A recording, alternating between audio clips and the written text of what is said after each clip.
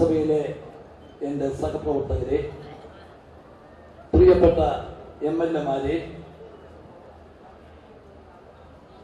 Kochi corporation mayor, municipal ചെയർമാൻമാർ, പഞ്ചായത്ത് പ്രസിഡന്റുമാർ, മറ്റ് ജനപ്രതിനിധികളെ, രാഷ്ട്രീയ പാർട്ടികളുടെ നേതാക്കളെ, സഹോദരി സഹോദരന്മാരെ, ഗവൺമെന്റ് ജില്ലാ കളക്ടർ അടക്കമുള്ള ഗവൺമെന്റ് ഉദ്യോഗസ്ഥരെ, സുഹൃത്തുക്കൾ, ഉദ്ഘാടന പ്രസംഗമൊന്നുമില്ല, പ്രത്യേക ചടങ്ങുകളൊന്നുമില്ലാതെ പരാതികൾ സ്വീകരിക്കുന്ന നടപടിയിലേക്ക് നീങ്ങുകയാണ്. രണ്ടാം ഘട്ട ജനസമ്പർക്ക പരിപാടിയിലെ രണ്ടാമത്തെ ജില്ലയാണ് എറണാകുളം. തിരുവനന്തപുരത്ത് ഒരു വലിയ വിജയമായി. അതിനേക്കാൾ വിജയമായി എറണാകുളം ജില്ലയിലെ ജനസമ്പർക്ക പരിപാടി മാറ്റാൻ വേണ്ടി കഴിഞ്ഞ ഏതാനും ആഴ്ചകളായി പാടുപെട്ട് പണിയെടുത്ത ഇവിടെ ഈ ജില്ലയിലെ ചാർജ് വഹിക്കുന്ന മന്ത്രി ശ്രീ കെ ബാബുവിന്റെ നേതൃത്വത്തിൽ MLA-മാർ, ഉദ്യോഗസ്ഥർ എല്ലാവരെയും ഞാൻ പ്രത്യേകമായിട്ട് അഭിനന്ദിക്കുകയാണ്. ജനസമ്പർക്ക പരിപാടി അത് മുഖ്യമന്ത്രിയുടെ ദുരിതാശ്വാസ ഫണ്ട് വിതരണം ചെയ്യുന്ന ഒരു പരിപാടി മാത്രമായിട്ട് ചിലർക്കൊരു തെറ്റിദ്ധാരണ അല്ലെങ്കിൽ അതുപോലൊരു പ്രചരണം നടക്കുന്നു. അതല്ല, ഞാൻ നേരത്തെ പറഞ്ഞതുപോലെ ജനസമ്പർക്ക പരിപാടി അതിന് 3 ലക്ഷ്യങ്ങളുണ്ട്. ഒന്ന്, ജനങ്ങളും ഗവൺമെന്റും തമ്മിലുള്ള അകലം കുറയ്ക്കണം. ജനങ്ങൾക്കൊരു വിശ്വാസം ഉണ്ടാകണം. ഞങ്ങളുടെ ഭരണകർത്താക്കളെ ഞങ്ങൾക്ക് എപ്പോൾ വേണമെങ്കിലും കാണാൻ, ഗവൺമെന്റുമായി ആശയവിനിമയം നടത്താൻ ഞങ്ങൾക്ക് അവകാശമുണ്ട്, അതിനുള്ള അവസരമുണ്ട്.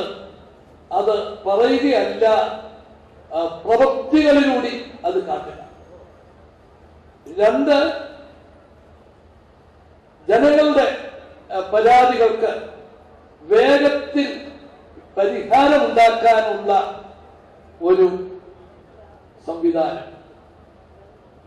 3, അതാണ് ഏറ്റവും പ്രധാനം. ജനങ്ങളുടെ ആവശ്യം ന്യായമെന്ന് തോന്നുന്നു, പക്ഷെ ചെയ്യാൻ പറ്റുന്നില്ല. എല്ലാ പരാതികൾക്കും പരിഹാരം ഉണ്ടാക്കാൻ ആർക്കും സാധിക്കത്തില്ല. കാരണം അതാണ്, നമുക്ക് ഇപ്പൊ ഒരാൾക്ക് ജോലി വേണമെന്ന് പറഞ്ഞാൽ അതിന് ചില സംവിധാനങ്ങളുണ്ട്. PSC ഉണ്ട്, എംപ്ലോയ്മെന്റ് എക്സ്ചേഞ്ച് ഉണ്ട്, അതിന് പലവിധ കടമ്പകളുണ്ട്. നമുക്ക് പരിഹരിക്കാൻ സാധിച്ചെന്ന് വരില്ല. എല്ലാ പരാതികൾക്കും പരിഹാരം ഉണ്ടാവില്ല. പക്ഷേ ന്യായമെന്ന് തോന്നുന്ന പരാതി, അതിന് പരിഹാരം ഉണ്ടാക്കാൻ സാധിക്കുന്നില്ല. മുഖ്യമന്ത്രി വിചാരിച്ചാൽ സാധിക്കുന്നില്ല. അതിനെന്താ വേണ്ടത്? അതിനെക്കുറിച്ച് പരിശോധിച്ച് ആ പരാതിക്ക് പരിഹാരം ഉണ്ടാക്കുന്നതിന് എന്തെല്ലാം മാറ്റങ്ങൾ വേണം, അതാണ് ഈ ജനസമ്പർക്ക പരിപാടിയുടെ ഏറ്റവും പ്രധാനപ്പെട്ട ഘടകം. പരാതി ന്യായമാണ്, അത് പരിഹരിക്കണമെന്ന് ഉദ്യോഗസ്ഥർക്ക് ഉദ്ദേശമുണ്ട്, ഗവൺമെന്റിന് താല്പര്യമുണ്ട്, പക്ഷെ ചെയ്യാൻ പറ്റുന്നില്ല. അതിനെന്താ മാർഗം?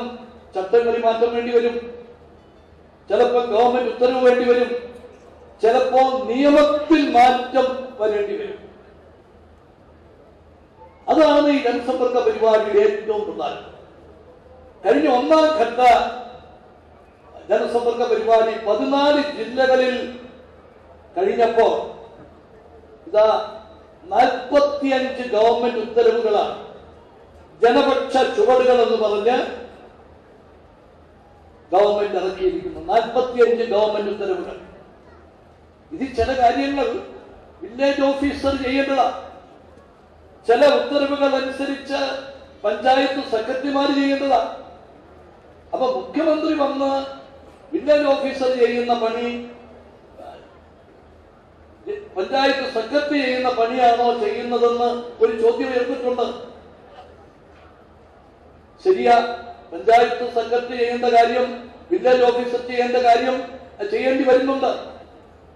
അത് ചെയ്യാതിരിക്കുന്നതിന്റെ ഉത്തരവാദികൾ പഞ്ചായത്ത് സെക്രട്ടറിയോ വില്ലേജ് ഓഫീസറോ ഒന്നുമല്ല, ഇവിടെ ഉണ്ടാക്കി വെച്ചിരിക്കുന്ന ചട്ടങ്ങളാണ്.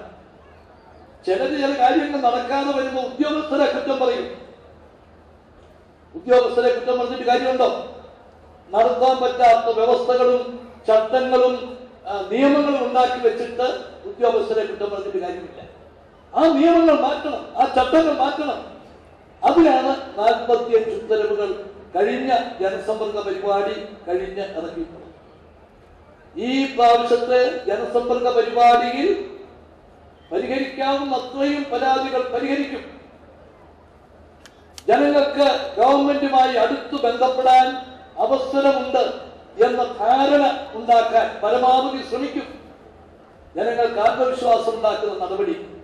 അതിലൊക്കെ പുറമെ ഇതുപോലെ നടത്തേണ്ടതാണ് എന്ന് ആഗ്രഹിക്കുന്ന കാര്യങ്ങൾ, ന്യായമാണ് എന്ന് കരുതുന്ന കാര്യം നടത്തുന്നതിന് ബുദ്ധിമുട്ടുണ്ടെങ്കിൽ അതിനാവശ്യമായിട്ടുള്ള നയങ്ങളും നടപടികളും മാറ്റപ്പെടുന്നു. ഇപ്പോൾ തന്നെ ശ്രീ ബാബു ഇവിടെ പറഞ്ഞു, ഇവിടെ നടക്കുന്ന ഒരു പരിപാടി രാമേശ്വർ കോളനിയിൽ പട്ടയം കൊടുക്കുന്ന തീരുമാനം എത്ര വർഷത്തെ പഴക്കമുണ്ടെന്ന് അറിയാമോ? 30 വർഷമായിട്ട് നടക്കാത്ത കാര്യമാണ്. ഈ പ്രാവശ്യത്തെ ജനസമ്പർക്ക പരിപാടിയിൽ അവിടെയുള്ള കോളനി നിവാസികൾ പരാതി കൊടുത്തു, ഞങ്ങൾക്ക് പട്ടയം കിട്ടണം. പക്ഷേ ഹൗസിംഗ് ബോർഡ് ഉണ്ട്, കോർപ്പറേഷൻ ഉണ്ട്, ഗവൺമെന്റ് ഉണ്ട്. തർക്കം തീരുന്നില്ല, തർക്കങ്ങള. ഈ പാവപ്പെട്ടവര് ഒരു വിഹിതം അടയ്ക്കണം, അവർക്ക് അടയ്ക്കാനില്ല. അപ്പൊ ആ തുക ആര് കൊടുക്കും? തർക്കമായി. കോർപ്പറേഷൻ കുറച്ച് രൂപ കൊടുക്കാനുണ്ട്, അതും ഹൗസിംഗ് ബോർഡും തമ്മിൽ തർക്കം. അപ്പൊ ഈ പരാതി ഇവിടെ കിട്ടി, ഇവിടുത്തെ കമ്മിറ്റി പരിശോധിച്ചു, എന്റെ ശ്രദ്ധപ്പെടുത്തി. ഞാൻ തിരുവനന്തപുരത്ത് യോഗം വിളിച്ചു. ഹൗസിംഗ് ബോർഡിന്റെയും റവന്യൂ വകുപ്പിന്റെയും തദ്ദേശ സ്വയംഭരണ വകുപ്പിന്റെയും എല്ലാം കൂടിയുള്ള മീറ്റിംഗ് വിളിച്ചു.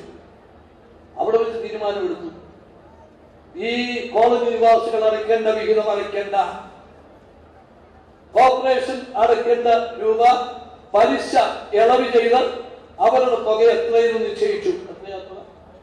65 ലക്ഷം എന്ന് നിശ്ചയിച്ചു. 65 ലക്ഷം രൂപ അടയ്ക്കാൻ അവർ തയ്യാറാണെന്ന് മേയർ അറിയിച്ചു. ഗവൺമെന്റിന്റെ വിഹിതം അത് കൊടുക്കുന്നതിനുള്ള സംവിധാനം അങ്ങനെ തീരുമാനമായി. ഇന്ന് ഇവിടെ വെച്ച് പട്ടയം കൊടുക്കുക, പട്ടയം കൊടുത്തു തുടങ്ങുക 250 പേർക്ക്. അപ്പൊ ഇത് മുഖ്യമന്ത്രിയുടെ ദുരിതാശ്വാസ ഇത് കൊടുക്കുക മാത്രമല്ല, ഇതുപോലെ കുരുക്കുകളിൽ കിടന്ന് പാവപ്പെട്ടവർ വലയുന്ന പ്രശ്നങ്ങൾക്ക് പരിഹാരം കണ്ടെത്തുന്നതിനുള്ള ഒരു വേദി കൂടിയാണ്. ഇതിനോട് എല്ലാവരും സഹകരിക്കണം എന്നാണ് എനിക്ക് അഭ്യർത്ഥിക്കാനുള്ളത്. എല്ലാവരോടും സഹകരിക്കുമ്പോഴാണ് ഇതുപോലുള്ള പരിപാടികൾ വലിയ വിജയമാകുന്നത്. എനിക്ക് എല്ലാ ഭാഗത്തു നിന്നുമുള്ള സഹകരണവും പിന്തുണയും കിട്ടും എന്ന പൂർണ്ണ വിശ്വാസമുണ്ട്. ഈ പരിപാടിക്ക് വേണ്ടി ജനപ്രതിനിധികൾ ഉദ്യോഗസ്ഥരും കാത്തുന്ന പ്രത്യേക താല്പര്യത്തിന് നന്ദി പറഞ്ഞുകൊണ്ട് ഈ പരിപാടിക്ക് തുടക്കം കുറിക്കുന്നു. നമസ്കാരം. ജയ് ഹിന്ദ്.